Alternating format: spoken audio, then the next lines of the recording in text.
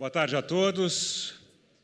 Saúde suplementar, desafios e alternativas do setor é o tema do próximo debate.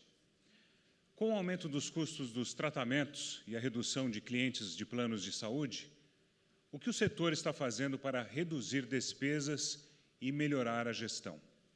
Para participar, eu convido a presidente do Conselho Diretor da Aliança para a Saúde Populacional e CEO do Grupo Santa Celina, doutora Ana Elisa Siqueira.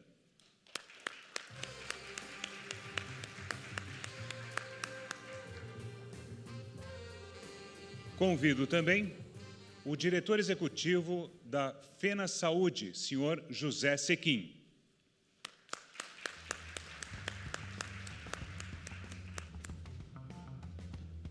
Participa deste debate também o diretor de normas e habilitação das operadoras, diretor de gestão interino e diretor-presidente substituto da ANS, senhor Leandro Fonseca da Silva.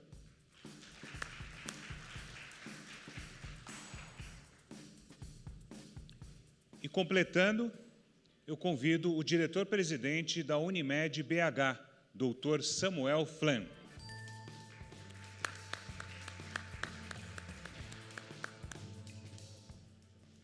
Para fazer a mediação, convido a jornalista do Estadão, senhora Fabiana Cambricoli.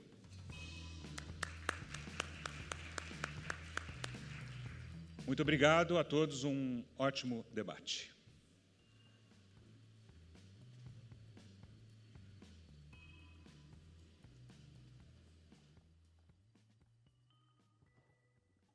Boa tarde a todos, novamente. Boa tarde a todos os participantes do painel. Obrigada por terem aceitado o convite do Estadão.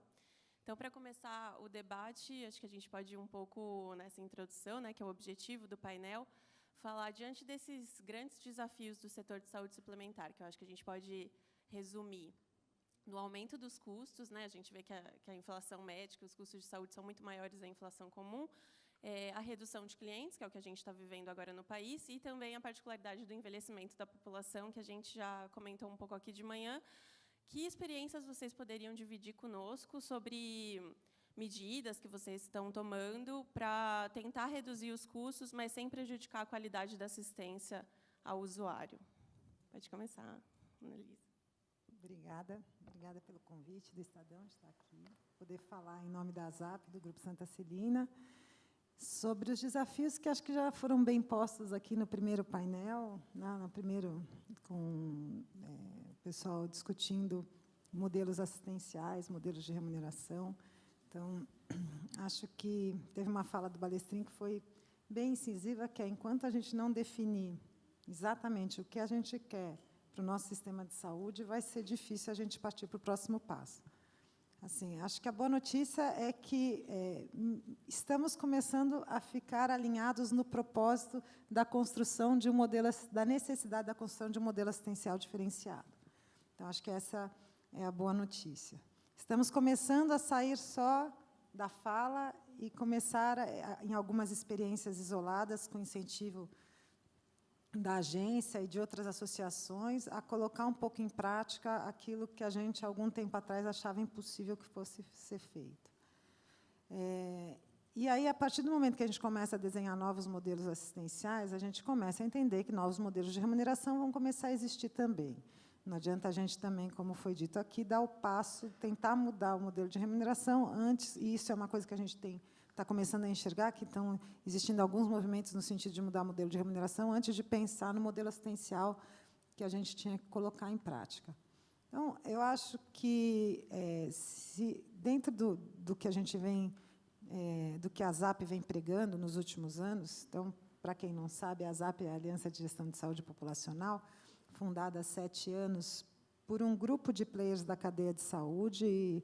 Então, as operadoras, seguradoras, prestadores, hospitais, laboratórios, todos fazem parte, para que a gente pudesse, juntos, construir e multiplicar o conceito de gestão de saúde populacional e atingir, com um foco muito grande, no sentido de atingir os maiores financiadores da saúde suplementar atualmente, que é o mercado corporativo.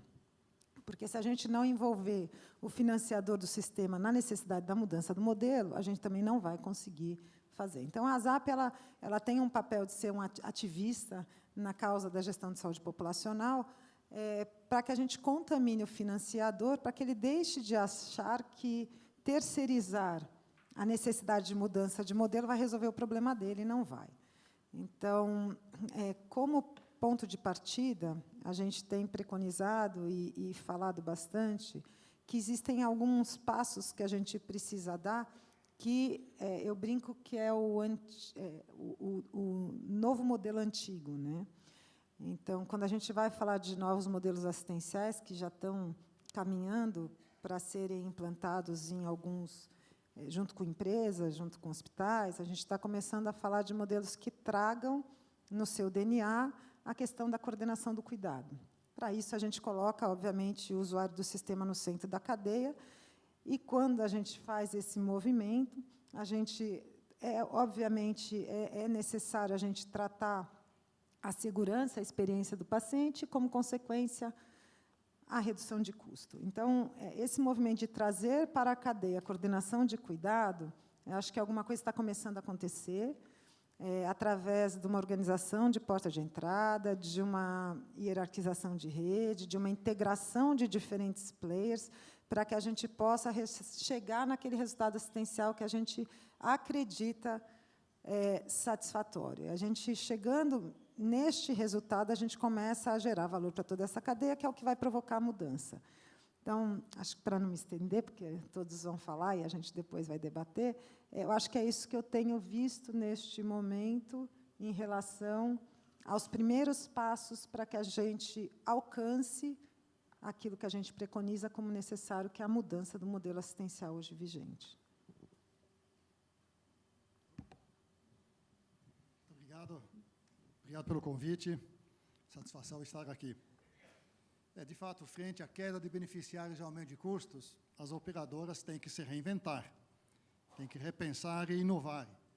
Repensar no seu sistema de gestão, inovar neles, para que possam continuar oferecendo serviço de qualidade, com a rapidez necessária, com a tecnologia adequada a todas as pessoas que são seus clientes e segurados. O grande propósito da saúde suplementar, nós entendemos, é atuarmos ao lado do SUS e junto com o SUS para oferecermos uma saúde de qualidade a todos os brasileiros. Há um conjunto de ações concretas em andamento em relação às questões aqui postas. Vou citar rapidamente algumas delas, deter-me mais em outras. Uma delas é revisão de contratos. Contratos com os compradores de planos. Frente a dificuldades de pagamento do comprador, há, às vezes, necessidade de revisão desses contratos, de várias formas, para que o serviço continue a ser prestado, porque assim é o desejo do contratante. E há também revisões de contratos periódicas com os próprios prestadores, hospitais, médicos, com a indústria produtora de equipamentos, dispositivos, medicamentos, etc. Obviamente, forma de remuneração é um item, um capítulo desta agenda de mudanças.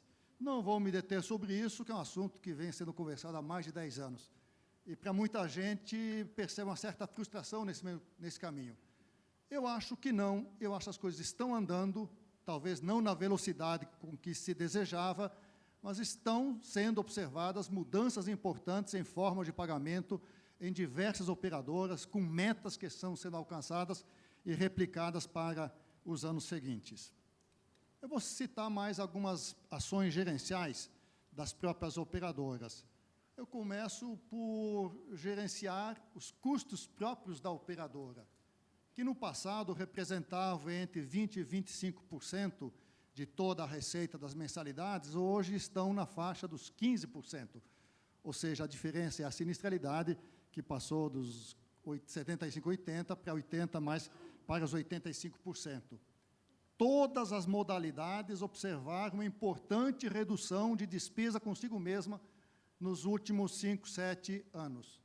Média de redução, 37%. Ou seja, as operadoras mudaram suas gestões, economizaram o que elas gastam consigo mesmo, para que um volume maior dos recursos que as pessoas pagam seja, de fato, destinado à assistência à saúde. Elas também estão mudando a relação com a indústria supridora de materiais e medicamentos, buscando compras diretas, não de itens de muita frequência e baixo valor, mas especialmente nos itens de baixa frequência e alto valor. Não se deseja que a desintermediação do distribuidor, mas talvez diminuir um pouco o poder de monopólio que alguns desses tinham e têm.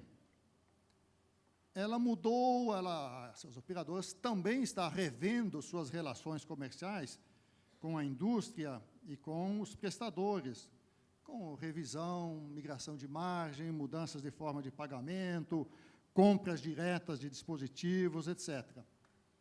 Uma terceira área de ação importante é reforçar as equipes médicas das operadoras, para um diálogo mais profícuo com o médico assistente do seu beneficiário, sempre para que esse beneficiário tenha a melhor medicina possível, e sempre com economicidade, como devem ser feitas as coisas no país, aliás, em todas as áreas da medicina. Então, ela busca um melhor diálogo com o médico e um melhor aconselhamento para seus beneficiários, para que os procedimentos recomendados aos quais os pacientes se submetem tenham respaldo nas evidências médicas que a ciência e a medicina têm colocado à disposição. Sempre que há conflitos de opinião, de recomendação, cabe uma segunda opinião. Eu até diria o seguinte, que é dever nosso, como pessoas um dia pacientes, buscar essa segunda opinião quando se trata de intervenções complexas no nosso próprio organismo. Quem sofre as consequências de uma intervenção, boas ou ruins, somos nós, pacientes. Portanto, temos que ter voz ativa na decisão e na conduta que vai ser adotada. Já se comentou bastante aqui de manhã que há uma área que precisa se atuar muito, que é a área dos desperdícios, das fraudes, coisas desse tipo. Eu tenho dificuldade de falar sobre isso porque a fraude não é visível a olho nu. Ela não é quantificável. A gente não a percebe de imediato. E porque a linha divisória entre uma ação correta e uma ação que é um pouco de abuso não é muito clara. É muito tênue, é difícil. Mas há estudos que mostram que o desperdício em saúde é significativo, de 20%, 30%, 40% da despesa como um todo, falando de sistema de saúde americano. Eu acho que tem que ser combatido e sempre, especialmente nos procedimentos que são inúteis para as pessoas, quando não positivamente prejudiciais ao indivíduo. Tem que se refriá-los. Acho que aqui há certamente uma dificuldade que foi muito bem captada pelo médico hoje conhecido, que está com o encargo de reduzir a despesa com saúde de 3 grandes empresas americanas, o Atul Gawande, que diz que há uma simetria muito grande de sensações do médico em relação às suas prescrições. Dizia ele, eu não me lembro dos casos que eu pedi exames em excesso, mas aqueles poucos em que eu errei, devia ter pedido e não pedi, me martirizaram durante décadas. Então, uma simetria, isso leva naturalmente o profissional a ser zeloso e errar pelo mais, que tem menos consequência, do que errar pelo menos, que tem consequência no seu paciente e na própria sua história. Eu acho que aqui se pode discorrer bastante sobre esse item. Comentou-se essa manhã aqui do excesso de exames, excesso de diagnóstico e, portanto, de cuidados. Eu, há 20 anos atrás, estava num hospital fazendo um check-up rotineiro e o médico perguntou, quer fazer uma tomografia? Vamos fazer. E, ao final, foi muito rápido, e disse, descobri. Mas descobri o quê? Um cálculo renal. E antes que eu manifestasse surpresa, aborrecimento, tristeza, ele disse, não caia na tentação de retirá-lo. Deixe-o aí, porque é inofensivo. Estou seguindo esse conselho há muito tempo. Mas um professor americano saiu com a seguinte observação, faz muitos exames hoje, é inevitável que, em alguns desses exames, aliás, em muitos deles, você note alguma anormalidade. Um pequeno cisto, coisa desse tipo. E o comentário dele: quem haverá de resistir à vontade de passar por um procedimento cirúrgico, que diz ele, que não funciona, para um problema que você não tem? Que boa parte desses indicativos não se converte em doença nunca na vida. Então, o excesso de exames acarreta, inclusive, esse tipo de consequência. Eu não estou, ao falar isso, acusando ninguém de área nenhuma. Estamos constatando coisas que acontecem. E nós precisamos ter uma noção boa e clara do que se passa, para que a gente possa ter as medidas corretivas, corretas e adequadas. Enfim, eu acho que os problemas que a gente enfrenta são muitos, são grandes, são enormes e muito diversos. E precisam da atuação de todos. Pessoas, indivíduos, dos profissionais, dos hospitais, dos laboratórios, clínicas, da indústria, das autoridades públicas. Não há um item que chegue sozinho a fazer diferença. É preciso uma ação concertada de toda essa cadeia, que a gente possa, de fato, contribuir para que o brasileiro tenha uma saúde adequada.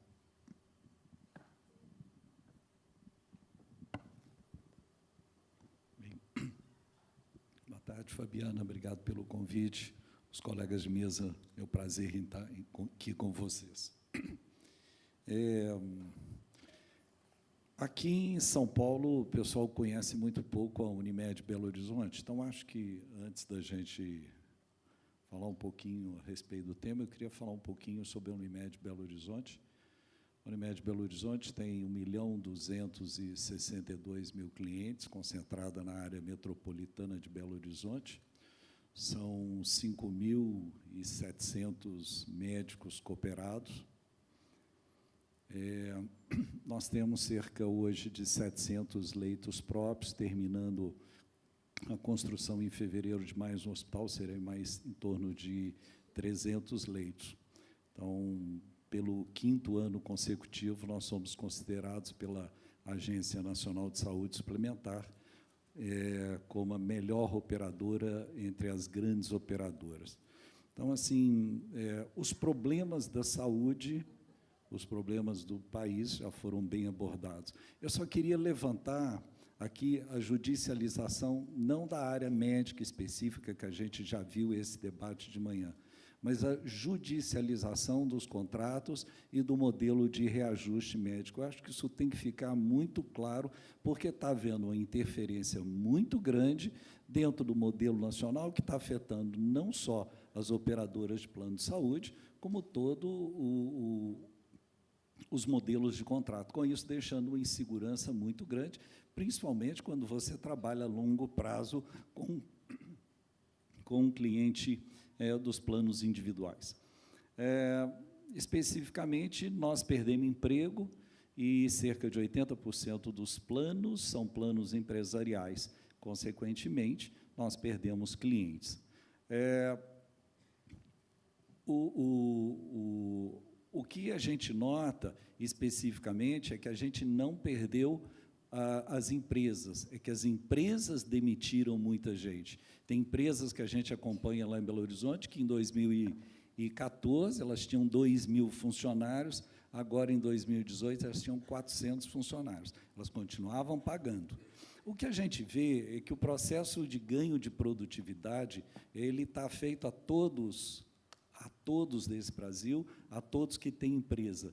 Então, robotização, ganho de produção, ganho de qualidade não é algo inerente somente dos planos de saúde, e isso está em todos os lugares. Então, o que a gente vê é justamente essa perda de emprego com perda dos planos de saúde. E, com isso, os custos fixos, o custo administrativo, esse tem que começar a cada vez espremer mais. Dentro dos desafios que já foram colocados, são as doenças do envelhecimento. A seleção negativa, então, quando você tem perda de renda ou perda salarial, que basicamente ocorreu nesses últimos anos, levando em consideração a inflação em torno de 20% nos últimos 4 anos, o que você vê é uma seleção negativa. Se uma pessoa pode ter plano de saúde na família, obviamente, a pessoa que vai continuar com o plano de saúde é a mais dependente dele. Então, a gente assiste esse modelo. A gente vê uma judicialização também, que foi comentado hoje de manhã, diretamente envolvendo a ação dos médicos, certo? E isso a gente assiste com distorções e causas que a gente tem disso. Ainda nós temos planos, dentro da carteira, planos antigos, os planos não regulamentados, que são um dos grandes motivos um dos grandes motivos da judicialização. Nós temos exigência ou solicitações de procedimentos que não estão previstos no rol da própria ANS, e nós temos também solicitações em período de carência, e isso realmente acaba levando à utilização excessiva dos processos de judicialização. Desafios da saúde suplementar, eu acho que da saúde pública também, nós temos aqui de todo jeito.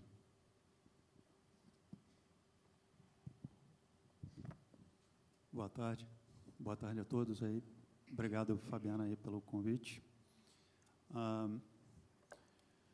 Bom, na saúde suplementar, especificamente falando, a gente tem um problema que já foi comentado aqui, mas que é bom reforçar, que é da fragmentação dos serviços. Quando uma pessoa tem uma determinada condição clínica, quando precisa de um determinado tratamento, ela precisa de vários prestadores de serviços. Ela precisa ir no médico, depois precisa ir fazer um exame, se precisar fazer uma intervenção, precisa ir a outro prestador.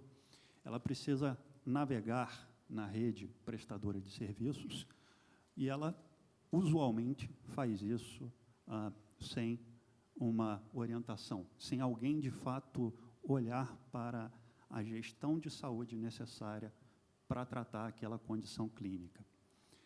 Essa fragmentação, no Brasil, Fabiana, até você fez uma pergunta no painel anterior, eu acho que no Brasil tem uma complicação a mais, porque prevalece o modelo de corpo clínico aberto nos hospitais. Então, você ainda tem essa dificuldade na atenção à saúde quando você tem um corpo clínico aberto. Isso é muito típico aqui no Brasil. Então, a gente tem essa situação em que o usuário, né, o consumidor, o paciente, ele precisa transitar pela rede num cuidado essencialmente fragmentado. Associado a isso, a gente tem um modelo de pagamento predominante, que é o modelo de pagamento por procedimento, que reforça essa fragmentação e reforça uma espiral de custos que a gente vem olhando e a gente vem experimentando no setor de saúde. O modelo de pagamento por procedimento, ele faz sentido em algumas situações, né? Quando é um procedimento muito especializado e com baixa frequência, mas não em todos os casos, né? Portanto, a gente tem um enorme desafio aí pela frente, que é lidar com um sistema, um modelo assistencial fragmentado, que reforça sobre a utilização de recursos, a utilização de diversos procedimentos, né? E encarando um desafio demográfico pela frente com o envelhecimento populacional. Desde 2010, a população de idosos com plano de saúde aumentou 24%. Né? A tendência é a gente ter uma evolução demográfica ainda mais acentuada, né? Portanto, é um desafio da sociedade brasileira discutir como vai financiar os serviços de saúde, né? Como é que a gente vai promover, de fato, essa mudança. Eu acho que um aspecto positivo que foi comentado aqui é que há uma certa convergência sobre a necessidade de se mudar. Falta, de fato, o movimento ganhar tração, né, ganhar mais velocidade. A gente vê uma ou outra iniciativa acontecendo, mas, de fato, esse movimento ele precisa ganhar mais tração, né? Vários estudiosos já trabalham sobre esse assunto, e o que eles preconizam, né? Vamos medir mais resultado em saúde, resultado que importa ao paciente, né? Quando ele tem uma determinada condição clínica, o que ele quer? Ele quer voltar logo para casa, voltar logo para as atividades, ele quer ter uma vida normal, ele quer recuperar a sua condição, ou, pelo menos, minimizar as consequências adversas daquela condição clínica. Isso é o que, de fato, importa ao paciente, né? E o que se preconiza para esse processo de mudança é exatamente começar a medir isso, medir esse resultado, né? Porque quando você mede resultado e mostra o resultado, você induz um processo em que o paciente está no centro, porque o resultado é que é importante para ele, né?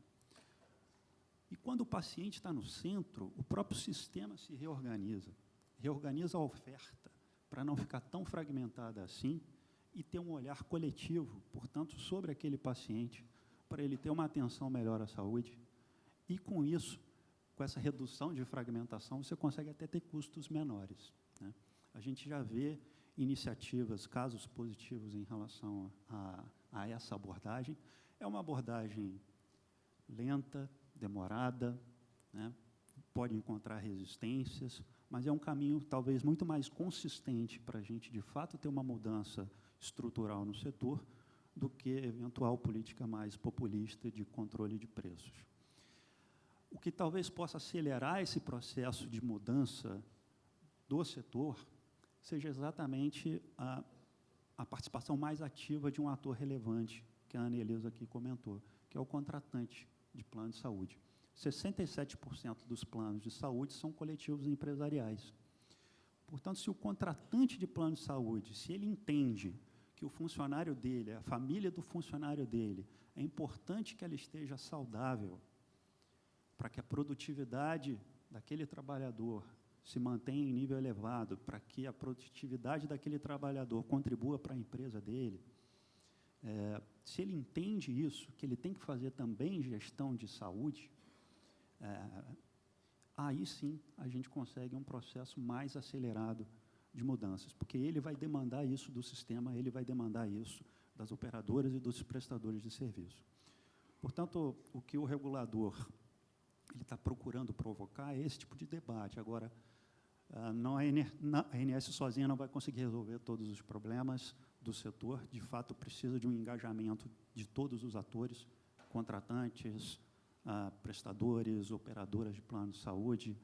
Precisa discutir com outros setores do governo também sobre como tratar o setor privado de saúde, que é um setor bastante relevante do ponto de vista econômico e social. E de que forma, então, a gente consegue ganhar mais tração, ganhar mais velocidade nesse processo de mudança que todo mundo já sabe ser necessário, só precisa ganhar velocidade. Obrigada. Antes de continuar as minhas perguntas, só lembrar que a plateia pode enviar as perguntas por escrito também, entregar para as recepcionistas e, por favor, se identificar quem for mandar alguma questão. Aproveitando esse gancho que vocês falaram do contratante, a gente vê, por exemplo, que a ANS criou há alguns anos programas de estímulo para operadoras que fazem projetos de promoção e prevenção de saúde, certo? A gente vê, por exemplo, nos Estados Unidos, uma tendência de 3 grandes empresas, incluindo a Amazon, pensando num plano de saúde próprio para os seus colaboradores. O que o setor regulatório, vou endereçar mais para o Leandro, mas os outros podem comentar, até como federação, poderiam fazer diretamente para o contratante? Não teria como estimular, já que é tão importante o papel dessa parte que, às vezes, fica meio invisível nessa cadeia, né? Não seria possível estimular que eles também participassem disso? Nós temos estimulado, através de participação em diversos fóruns, com o CNI, com o Fiesp. A gente vai realizar, dia 30, inclusive, agora de agosto, um encontro com grandes contratantes de plano de saúde, exatamente nesse processo de conscientização.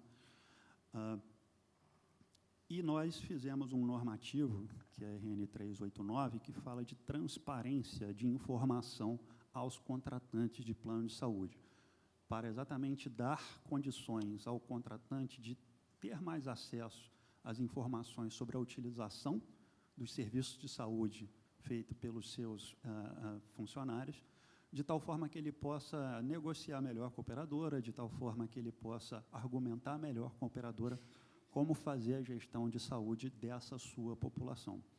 Agora, esse é um processo que precisa ganhar importância dentro da própria organização, dentro da própria empresa, né? Por isso que é um trabalho, talvez, muito mais de conscientização do que algum incentivo regulatório específico, entende? Mas, enfim, a partir dessa reunião que a gente pretende fazer no dia 30, né, podemos, inclusive, colher subsídios para alguma outra discussão de estratégia regulatória diferente da qual a gente vem fazendo. Mas o que a gente, por enquanto, vem trabalhando é no sentido de tentar dar mais transparência de informações ao contratante, de tal forma que ele possa, em parceria com a operadora, fazer uma gestão de saúde da sua população. Falando um pouquinho da ASAP, a ASAP fez uma parceria com a BRH, Associação Brasileira de Recursos Humanos, faz 1 ano e 2 meses. E aí, dessa parceria, nós criamos o Fórum Nacional de Saúde Corporativa. Então, convidamos para participar do fórum as grandes empresas brasileiras, dentre elas estão sentados com a gente lá, GPA, que tem 240 mil funcionários, Fundação Itaú, mais 170 mil funcionários, Petrobras, por aí vai, Sherry Williams, Rede Accor. E nos reunimos uma vez por mês, né, nos últimos 12 meses, e a gente criou o conselho também. Então, dessa experiência, a gente tem observado, né, diferentes práticas para que um comprador de serviço como um GPA, né, que gasta na ordem, eu vou falar esse número porque foi dito no CONAR há 2 dias atrás, então é um número público, né, que gasta na ordem mais de R$500 mil ano com recursos de saúde. Você imagina o que é para uma empresa ter um índice de reajuste de 2 dígitos, quando, na verdade, ele vende commodities, né? Ele não consegue pôr um reajuste de 2 dígitos na batata. Então, assim, como é que ele consegue solucionar, inclusive como uma empresa cidadã, a questão de saúde da própria empresa? Porque, se ele deixar de dar o benefício de saúde, isso vai ter que ir para o SUS, né? Então, assim, como é que o GPA mantém? E aí tem tido diversas, como ele, tem tido diversas iniciativas. E as iniciativas partem, primeiro, as empresas entenderem o que elas têm dentro de casa como população, né? Então, assim, qual é o perfil da população que eu tenho aqui? E aí, a partir daí, começar a construir modelos de prestadores de serviço que elas começam a chamar para apoiá-las na construção de linhas de cuidado. Então, elas começam, antes da saúde se movimentar nesse sentido, a entender a necessidade de você tratar a saúde não só pela gestão de custo, mas tratar a saúde pela gestão de saúde. Então, a partir do momento que essas empresas começam a identificar seus maiores riscos e começam a traçar linhas de cuidado para problemas de coluna, e aí a gente não está falando só na gestão de custo do problema do coluna, que vai ser o programa de segunda opinião. Não, a gente não está falando disso. A gente está falando do acesso ao beneficiário, poder entender que ele tem um problema de coluna e que, antes dele pensar numa segunda opinião, ele vai ser referenciado para uma rede de contra-referência de qualidade, que vai poder dar a ele uma equipe multidisciplinar na rede primária para resolver a questão de coluna com fisioterapia. Ele vai ser acompanhado dentro dessa linha de cuidado para, então, lá na frente, eventualmente, se ele precisar de uma cirurgia, aí ele pode ir para uma segunda opinião ou não. Então, a gente está falando de gestão de saúde. E aí, eu acho que, do ponto de vista de regulamentação, obviamente, a ASAP não trafega nessa área de maneira nenhuma, mas eu, como experiência, como Grupo Santa Celina, e vendo lá fora, o que a gente tem tentado fazer é realmente criar modelos muito semelhantes às ACOs. As ACOs são as Accountable Care Organizations, que acabam unindo diferentes prestadores de serviço que têm como um propósito único desenhar diferentes linhas de cuidado e, como o Leandro falou aqui, focar na medição do resultado que é importante para o paciente. E aí, sim, a hora que você foca na medição do resultado que é importante para o paciente, você faz com que esses prestadores estejam alinhados no mesmo propósito e você consegue começar a mudar o modelo de remuneração a partir de uma mudança de olhar na gestão da saúde. Então, lá fora, isso é feito de tal maneira que, obviamente, hoje em dia, as grandes empresas estão começando a se organizar para poder acessar esse tipo de modelo diretamente. Aqui, apesar, eu acho que existe a possibilidade, dentro da regulamentação que a gente já tem, de poder fazer isso. Não necessariamente a gente precisa mudar toda a regulamentação para este modelo de ACOs existir. O que a gente precisa, na verdade, é mudar a cultura do que a gente quer fornecer como serviço na saúde. E fazer um drive diferente de deixar de achar que fazer gestão de custo, então revisitar uma série de contratos, regulamentações, modelos, vai fazer com que a gente mantenha a perenidade do setor. Eu acho que isso também é importante, mas isso é só o meio, não é o fim. O fim é o resultado assistencial, e é isso que a gente tem que focar nos novos modelos. Eu acho que cabe um comentáriozinho adicional que já foi dito aqui. Acho que o pagador foi aquele que, de fato, paga e compra o plano de saúde. Quando se trata de empresa, já percebeu que a conta fica muito alta e estão preocupados e buscando saídas e alternativas. Ela tem um grupo de pessoas próximo, às vezes no mesmo chão, que lhes são relativamente fiéis, permanecem por bastante tempo. Eu acho que é um meio adequado para ela disseminar e promover no meio desse corpo de colaboradores a questão dos hábitos de vida saudáveis, adequados, a promoção de saúde, a prevenção, etc., que traz enormes benefícios para as pessoas, antes de mais nada, que passam a ter uma vida mais longa, ou, pelo menos, que podem abreviar e muito o período de final de vida que normalmente vem associado a doenças. E, possivelmente, isso também economizará em custos. Lembro que falou o palestrinho essa manhã, que saúde é um direito das pessoas, mas é também dever. Não está escrito em nossa legislação. Até deveria estar, mas não é por não estar que as pessoas não têm o dever de zelar pela sua própria saúde. Todas as que pertencem a uma empresa que paga plano de saúde, quanto as pessoas físicas que contratam com o dinheiro do seu próprio bolso. Aqui lembro o propósito do NHS britânico, Sistema de Saúde Público Inglês, que está mudando os seus estatutos para incluir deveres dos beneficiários do sistema NHS de saúde lá das pessoas.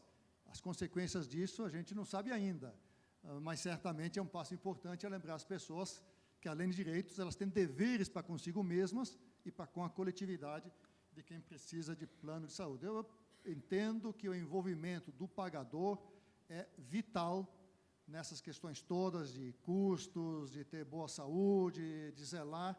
Eu gostaria até de lembrar aqui a experiência americana do Leapfrog, em que lideranças empresariais locais começaram a cobrar dos prestadores locais uma prestação adequada, com transparência, com informações, diretamente para elas, não necessariamente para a operadora que está lá longe, porque é ela, contratante, que está, no fundo, arcando com as despesas com saúde. Acredito muito nesse envolvimento. Bem, já foi falado a respeito da atuação das empresas junto aos seus funcionários e na melhoria dos cuidados que vão proporcionar uma qualidade de saúde melhor. Eu gostaria de falar um pouquinho da outra ponta, que é onde você tem as grandes despesas, que é a despesa da área, especificamente, seja da área hospitalar, seja da área ambulatorial. Um modelo de assistência, que é o modelo de atenção primária, que é algo extremamente importante, que faz um contato direto do médico com o seu paciente, certo? E que resolve mais ou menos 80% dos problemas. E, ao se relacionar com o seu paciente diretamente, ele passa todas essas informações do que é necessário, orientações alimentares, orientações de exercício, que atinge não só os funcionários das grandes empresas, mas também os planos familiares. Desse jeito, a atenção a atenção primária ela tem um grande efeito na melhoria da qualidade assistencial, sem desperdício de recursos. Uma outra coisa que a gente tem trabalhado a gente chama de índice de qualidade assistencial, que a gente tem trabalhado com os nossos médicos e acaba levando a um bônus na remuneração se ele atinge os indicadores. Esses indicadores são divididos em 3 grandes áreas: eficiência assistencial, treinamentos e a avaliação do paciente, o resultado do paciente. Então, depois de qualquer tratamento, o paciente é convidado a fazer uma avaliação de qual é a avaliação dele sobre o que aconteceu. Como é que ele classifica esse tratamento. E, com isso, você tem um pagamento a mais. Nós já estamos na 3ª versão do Índice de Qualidade Assistencial e isso tem mostrado um resultado muito positivo. Dentro desse mesmo modelo, nós também convidamos os hospitais e construímos um selo de excelência junto aos hospitais.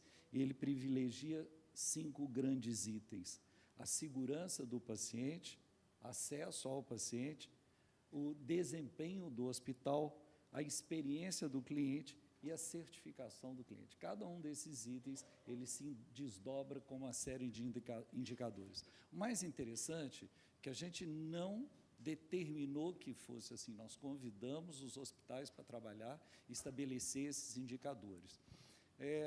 Só uma dúvida, Samuel. Esses hospitais que têm o programa de selo de excelência são da rede própria ou são prestadores também? Os da rede própria são os prestadores, certo? Lá em Belo Horizonte, praticamente todos os hospitais, com exceção de um hospital, certo, são da rede prestadores. Certo? Então, a gente tem isso tanto para a rede própria quanto para a rede prestadores. Os hospitais que ficam em 5 estrelas, certo? Ele recebe 3% de bonificação da produção anual. Os de 4 estrelas, 2% e 1%. Bem, pode parecer inicialmente pouco, mas o hospital mantém o resultado, em média, aí de 10 a 12% de EBITDA, você acaba acrescentando 3% a mais no resultado final do ano. Isso proporcionou um ganho muito grande para o paciente. Não esperar na porta do hospital, identificação, saber o nome do médico, reduzir o tempo de dor do paciente, uma série de indicadores que a gente desenvolveu, e esse sistema tem produzido um resultado muito significativo, principalmente na atenção ao paciente. Outro desafio que a gente tem visto no setor, eu acho que é a comunicação das empresas e da agência com o usuário final, né? Nós tivemos dois grandes conflitos, se é que a gente pode chamar assim, recentemente, que foi a questão dos índices de reajuste, que teve uma repercussão muito ruim, e a outra foi a Resolução Normativa 433 sobre a regulamentação dos mecanismos de franquia e coparticipação. Geralmente, a gente sempre cobre esses assuntos na imprensa, e quando a gente ouve os beneficiários, eles simplesmente assumem a posição de que não querem perder nenhum direito, nenhum benefício, não querem ter nenhum aumento de custo. E, do outro lado, a justificativa é: se a gente não mudar nada, o setor vai ficar insustentável e quase ninguém vai poder pagar por um plano de saúde. Então, eu queria saber de vocês, onde que o setor está errando na comunicação com o usuário final e o que pode ser feito para melhorar isso? Quem se habilita? Está todo mundo esperando ele falar? Acho que você tem que começar, Leno. Depois a gente te ajuda, mas você começa. Fabiana, eu entendo que nós precisamos ter uma discussão mais madura, enquanto sociedade, sobre o setor privado de saúde. Eu vejo, muitas vezes, alguma confusão sobre reajuste versus índice de inflação, e que eu não vejo essa mesma confusão em outros setores econômicos. Uma coisa é a variação de custos e preços, outra coisa completamente diferente é a correção monetária. Nos 12 meses acumulados até junho, a gasolina aumentou 31%, A energia elétrica aumentou 18%, e plano de saúde individual aumentou 10%, e deu essa repercussão toda. Claro, saúde mexe muito mais com as pessoas, a renda da população está caindo, né? Ninguém gostaria de deixar de ter plano de saúde. Agora, todos esses setores têm características específicas e próprias que levam a esse aumento de preço. Eu acho que o que está faltando é um debate mais maduro exatamente sobre essas características estruturais do setor privado de saúde que estão levando a esse aumento de preços. E o que nós, enquanto sociedade, podemos fazer, de fato, para reverter essa trajetória. Para essa solução, a gente tem, em geral, duas alternativas, né? Uma simples, errada e populista, e uma mais difícil, complexa, mas que é mais consistente tecnicamente. O que eu apontei aqui na minha fala inicial é uma alternativa mais consistente do ponto de vista técnico, que é o quê? Que é você exatamente começar a valorizar o resultado em saúde, começar a valorizar a entrega da saúde.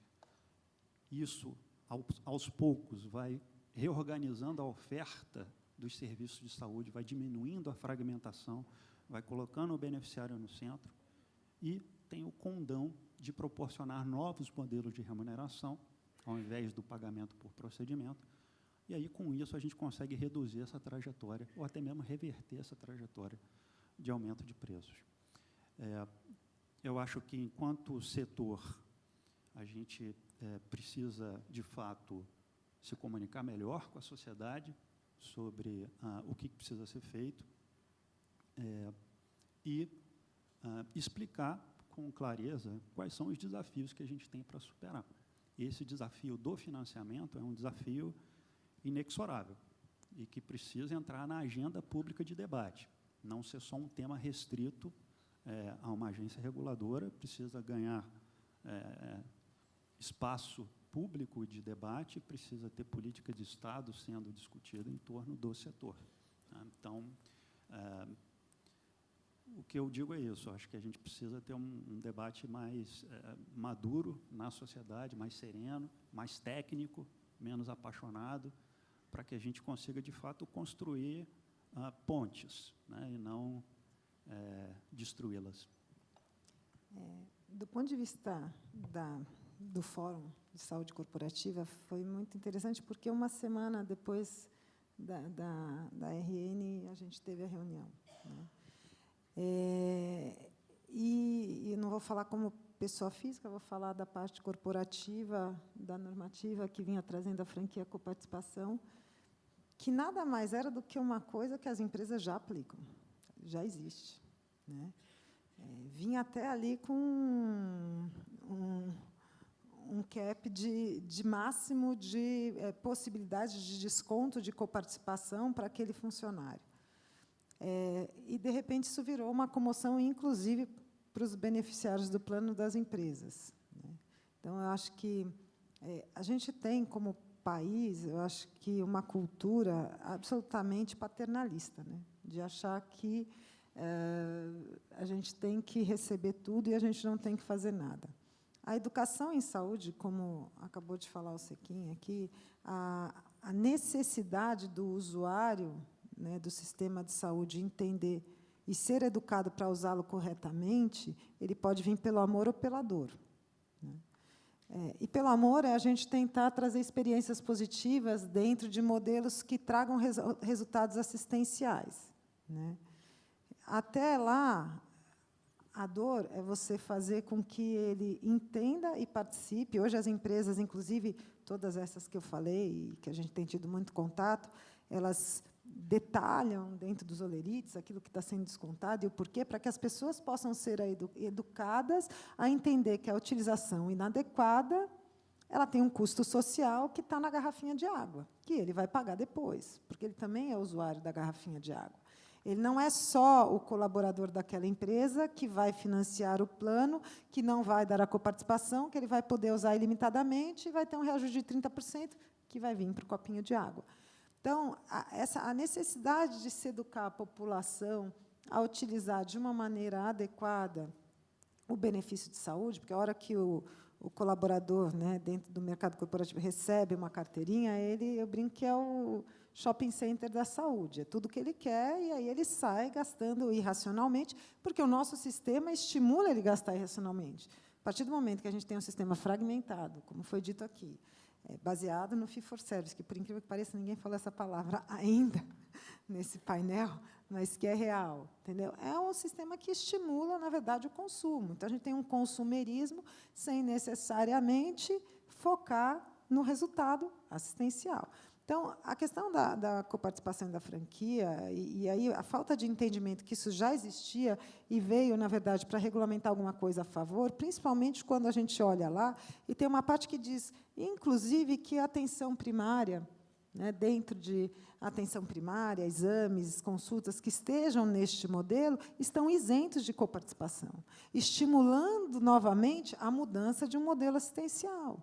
E aí a gente, em vez de fomentar isso e focar na tentativa, né, da agência estimular uma mudança de modelo proativamente, focando a qualidade numa melhora daquilo que a gente vem fazendo, não, a gente volta para a gestão de custo. E aí eu acho que a comunicação, ela realmente é falha, mas principalmente porque a educação do usuário do sistema de saúde é muito ruim. Sim, mas só um adendo nesse caso. Antes da suspensão pela própria ANS, da RN, né, para ser melhor discutida pela sociedade, houve a suspensão pelo STF e pela ministra Carmen Lúcia, em uma ação movida pelo Conselho Federal da OAB, depois de críticas de várias organizações, como organizações médicas, APM, enfim. Então, a gente vê que foi um movimento que não era só usando a palavra de vocês, um desentendimento, um mal entendimento do usuário, do leigo.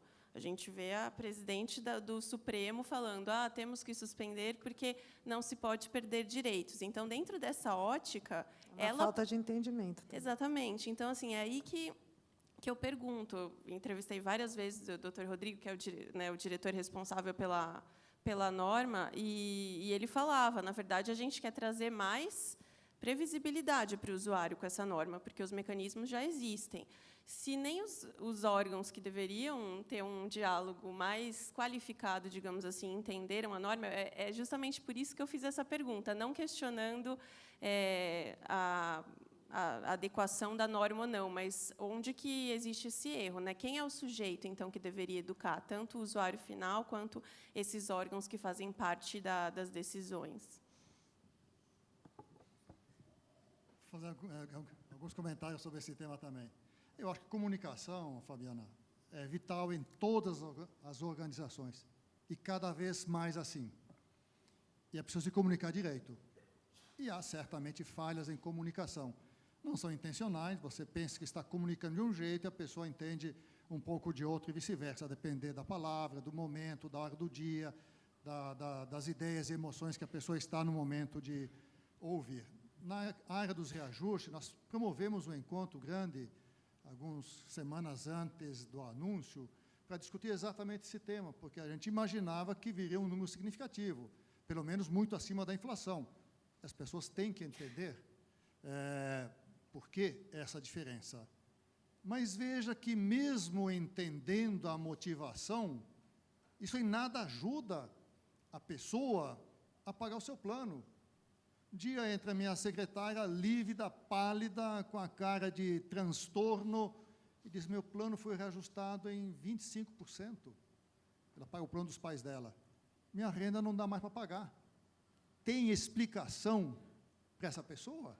Ela está confrontada com um dado da realidade que a impossibilitou, ou a está impossibilitando de manter o seu plano de saúde.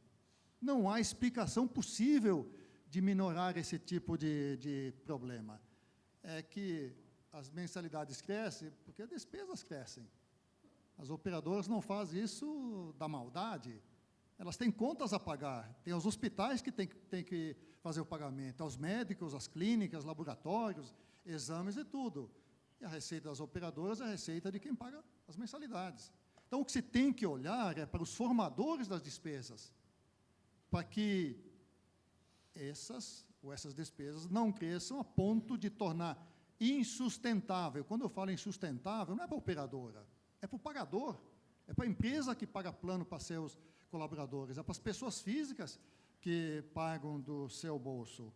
Eu acho que vivemos num momento de contestação de governabilidade, falando amplamente na sociedade brasileira e mundo afora, mas aqui em especial. E a gente observa contestações de toda ordem. Algumas bem fundadas, outras, sinto muito dizer, nem tanto. Acho que não assiste razão por completo a essas contestações que foram feitas mais recentemente, porque faltou um pouco de substância.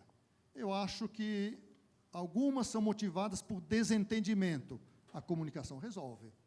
Outras são motivadas por esse contexto de não governabilidade para torná-la ainda pior.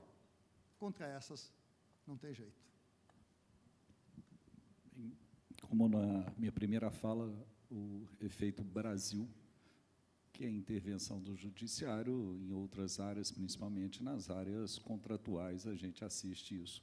Tanto o modelo de entender que o custo saúde ele é desvinculado do aumento simples do IPCA, e aí você tem uma interferência, o reajuste da saúde colocado em 10% pela agência, e o que foi colocado que seria um reajuste via IPCA de 5,7%, e que, obviamente, caiu porque não reflete os custos da saúde.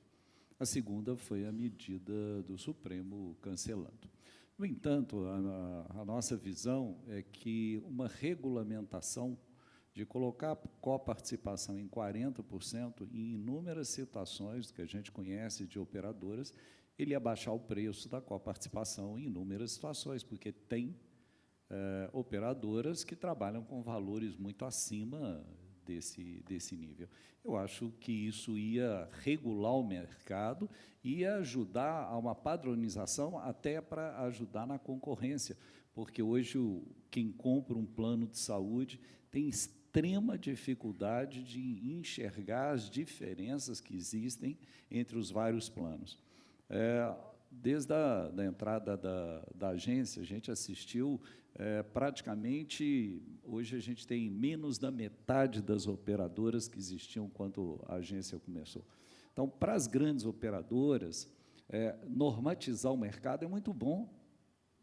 Isso ajuda o paciente, ajuda a empresa a comprar, ajuda a ter segurança, porque um plano de saúde você compra para 2 anos, 3 anos, 5 anos, 10 anos. Na realidade, é uma compra quase que pelo resto da vida, que a partir do momento que você faz a sua vinculação com o seu médico, com a relação com o hospital, com aquele que te atende, você não quer ficar trocando de plano de saúde. Então, isso é uma realidade.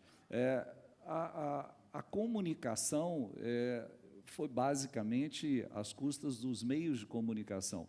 Nesse momento em que o sistema não estava aprovado, nem regulado, certo? Fica difícil você chamar as empresas para discutir algo que estava na hipótese, certo? Uma vez que ele seja regulado, que nova colocação seja feita, aí sim eu acho que vale a pena chamar as empresas e ver quais as opções que a gente tem. O objetivo é reduzir o custo. Se a gente olha hoje, o custo da saúde suplementar para a empresa está em torno aí de 11%, 11,5% da folha de pagamento. Se nada for feito, esse valor vai continuar crescendo. Nós vimos hoje de manhã doenças raras, remédios especiais, tratamentos específicos. A operadora ela não fabrica dinheiro, ela não imprime, ela tem que receber de um lado, pagar do outro, tem os seus compromissos. Então, é importante que a gente entenda isso, e se a sociedade quer honrar todos esses compromissos, tem que ter renda para isso. Bom, como faltam poucos minutos, acho que não dá para eu fazer outra pergunta, embora a gente tenha 1000 perguntas, né? Eu agradeço aos 4 participantes do painel, agradeço também quem acompanhou até agora, e a programação continua nas salas simultâneas, a gente vai ter 6 painéis, 3 em cada horário. Obrigada pela participação de todos.